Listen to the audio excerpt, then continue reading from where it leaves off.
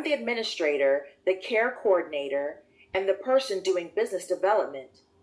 I know I can't keep doing everything, but I don't know what to let go of first. Where do I start? This is a common scenario for many business owners. And this happens because we start out being the one doing all the work. And while that's great in the beginning, no one tells us how to build a business around that work. The first thing that I would do is start with the thing that someone else can do with proper training. Not necessarily the most complex thing, but start with the thing that you can let go of quite easily, something that is replaceable. As an administrator, your core responsibilities are compliance. And as a business owner, your core responsibilities are around the development of your business, strategy, leadership. Those are the things that you want to be focused on. Care coordination, that's not something that you need to be involved in. It's time consuming, it's operational, and it can be systemized. It's something that you can simply train somebody else to do. This is one of the roles that you could easily outsource. The administrator role, that's more complex, but care coordination, that's where I'll start to buy back time. How do I price my private pay services without scaring clients off? Pricing is less about the amount and more so about the value. Private pay clients are not buying personal care. They're buying trust. They're buying the ability to know that their loved one is being cared for properly. They're buying their time back. They're buying peace of mind. When people come to buy care, it's not a luxury. It's a necessity. It's less about the amount, but more about knowing that you will do what you have promised to do. Most private pay clients are not looking for the cheapest option. They're looking for the option that they can trust the most. And your job is not to be affordable. Your job is to make what they're paying worth it. Is to provide the value. So I would say price confidently, explain what is included, and focus more on the transformation. Focus on the outcome that the client is going to get by using your service. And you'll be surprised how rarely price is the real objection. Because like I said, private pay clients, it's not necessarily about the price. It's more about the service that's going to be delivered. What is the biggest mistake home care agency owners make when trying to transition from government-funded to private pay? The biggest mistake that I see most home care agencies make is that they are trying to do both at the same time with no clear strategy for either. You see, government-funded clients and private pay clients require completely different marketing. They require different conversations. They require different onboarding, and they require different relationships. Most agency owners tend to dip their toe into the private pay market while still focusing on their government funded clients, on their Medicaid clients. So they tend to have no time, no focus, and no clear messaging. With private pay clients, it's all about your positioning.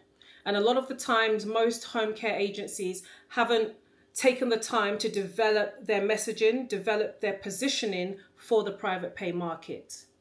So they end up missing both. The transition between government-funded clients and private pay clients is purely a decision. You have to decide that's what you want. It's not an experiment. You have to be intentional about deciding that's the market that you want to target. So make it a deliberate choice about where you're going and what you're building towards. I want to open a second location, but my first one still needs me in it every day. Am I ready to scale? Or am I about to make a very expensive mistake? With respect, you're absolutely about to make a very expensive mistake. Abort mission.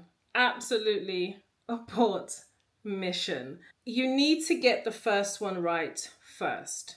That is extremely important. If the first one still requires your day-to-day presence, opening a second location will simply double the chaos and leave you most likely burnt out. A lot of agency owners think that They want to open a second location because they want more revenue, access to more clients, whatever the case may be.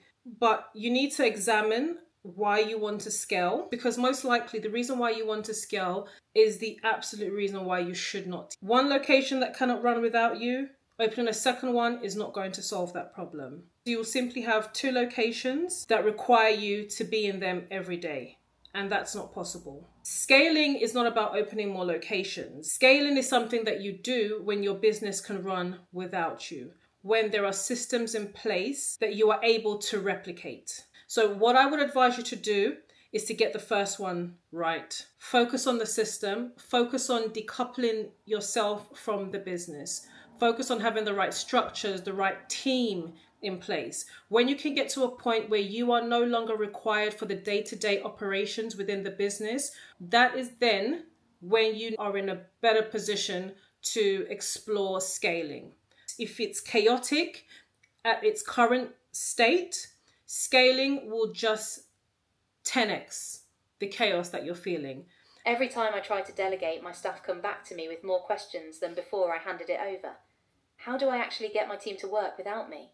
Great question. So when your team keeps on coming back to you, it's usually one or both of 2 things.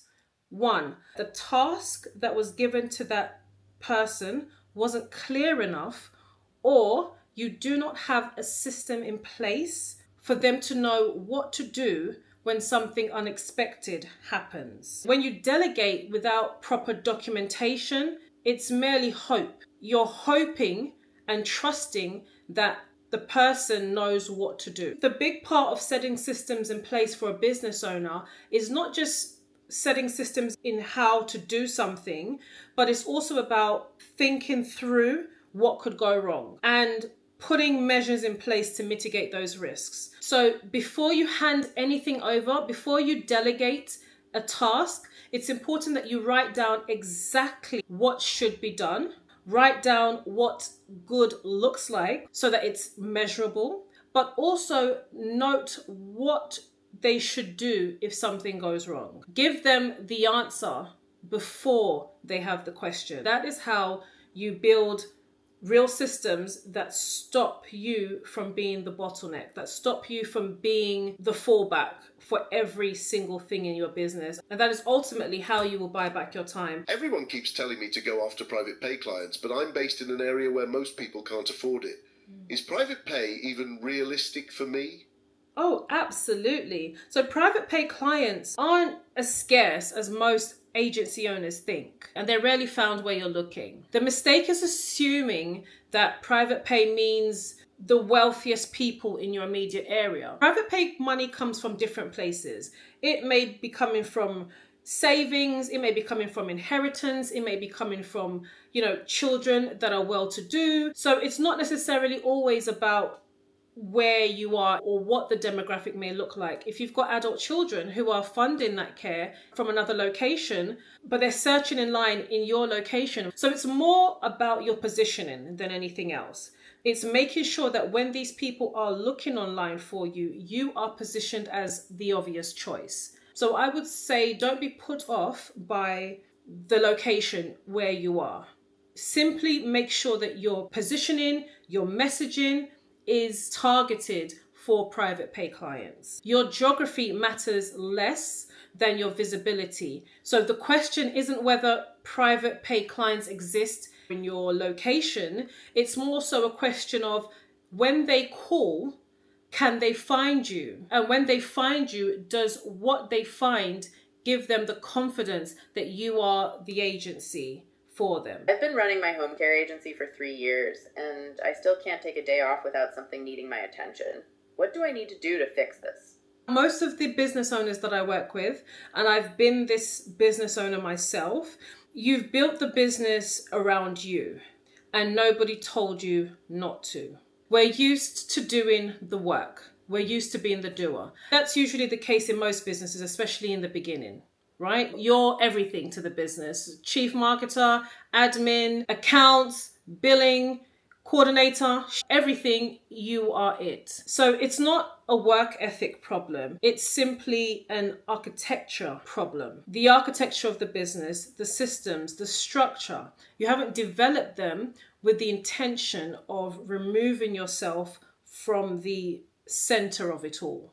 And that's really all it comes down to, because at the moment, every decision, every problem, every escalation routes through you, and that needs to stop. And the way that stops is by you redesigning the system, redesigning the structure of your business. It sounds like you should be a part of the Home Care Founders Room, and in as little as 8 weeks, we get you to the outcome that you desire. More time, more freedom, and more sustainability for your business. I have a mixed caseload of Medicaid and private pay clients. My private pay clients are much less hassle, but I don't know how to get more of them. What's the most effective way to attract private pay without a big marketing budget? Okay. Well, firstly, I don't believe that you need a huge marketing budget in order to get private pay clients. One of the most underutilized leverage that a lot of home care agencies have is utilizing the private pay clients that you already have. Engage with them. Ask them how they found you, why they chose you. You can ask them if there are people that they know who may require support. It can sometimes literally be as simple as that. You can even develop referral incentives. A warm referral from someone that they already know, like, and trust will do way more for your business than ad spend. But beyond that, your online presence needs to speak directly to private pay clients. This is fundamental because regardless of how much you spend on marketing, Facebook ads, Google ads, flyers, relationships, etc., if your online presence, your positioning, your messaging does not speak directly to the pain points, to the outcomes, to the transformation that a private pay client desires from you, then it's simply not going to convert. So speak to them through your messaging, speak to them through your content, through your web copy. They'll find you and you'll find them. I know I need SOPs, but every time I sit down to write them, I don't know where to start. How do you build a system for something that changes all the time? Well, the fact that it's changing all the time, that's the problem. You want to start with the things that cause the most chaos when they go wrong, not with the complex, painful ones. Start with that one process. Every single step. What good looks like, what the right outcome looks like, but also what could go wrong. And when it does go wrong, how to fix it. Start with the questions, formulate the answers. Consider every decision point, every person responsible, every outcome that is expected. Do that for this one process and you will understand how to do it for all of them. The mistake that a lot of people make is they try to systemize everything at once. And if you do not have the experience in the first place, it becomes overwhelming. So unless you have a mentor, a consultant, or a systems advisor who you're working with to build out your complete systems at once, I focus on one system to begin with, get that systemized, and that will then become the blueprint of how you do everything else. My agency is growing, but I feel more trapped than I did when I started. Is this normal? Yep, it's normal. Not only is it normal, but it has a name. Michael Gerber called it entrepreneurial seizure. This is where you start the business because you're good at the work.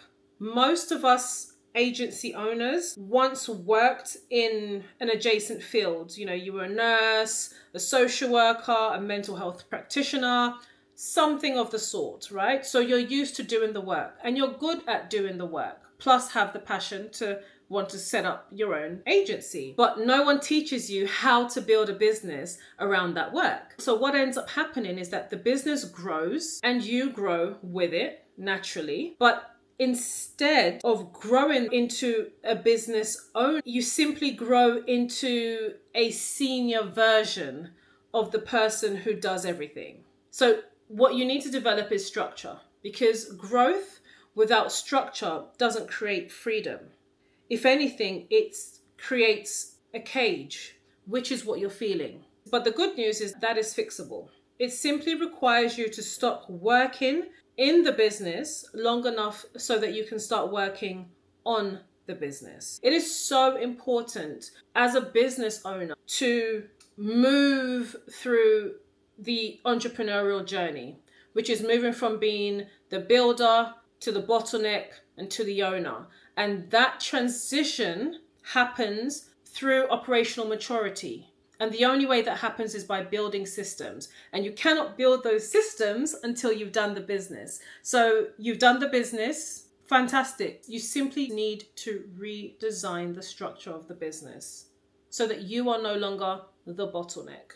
If you think that you may be the bottleneck or you're not quite sure what part of your business is keeping you central to everything, I have a free bottleneck diagnostic. The description is in the link. The link is in the description, and it's a 5-minute assessment that lets you know what areas of your business need to be prioritized in order to allow you to decouple from your business. But if you want to work through the redesign of your business, you can join me in the Home Care Founders Room alongside other home care agency providers. It's a great opportunity to network with other owners, redesign the structure, the systems, the processes to allow you to enjoy your business, allow you to buy back your time, allow you to have the business and the time freedom that you truly desired when you set out to start this business in the first place. So I look forward to seeing you in the Founders Room. But if not, I hope you found this video useful. If you have any questions that I didn't cover today, drop them in the comments and I'll do another one of these with your questions. Take care. Till next time. Bye.